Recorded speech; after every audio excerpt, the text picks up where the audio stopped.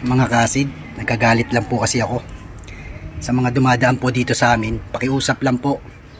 Sana po, pag kukuha po kayo ng bunga ng mga puno rito, piliin nyo po yung hinog. Kasi nasasayang lang po eh. Pakiusap lang po. Sa mga ganito po, bubot pa po to. Bubot pa po to. Ito po pinakabubot pa. Ang hinog po rito, yung ganito po. Ito po yung kukunin nyo para hindi po nasasayang. Hindi po yung kukuha po kayo hilaw, di ba?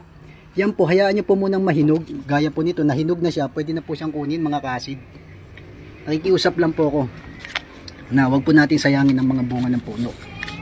Gaya po niyan, mga hilaw pa po yan. Sa mga dumadaan po dito, itong kanto po na to, hindi ko po kayo inaanong manguha ng bunga, basta yung hinog lang po para hindi po nasasayang.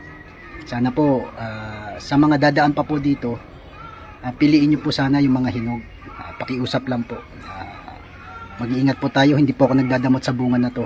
Yung kukunin nyo lang po yung hinog. Maraming salamat po. God bless po sa ating lahat.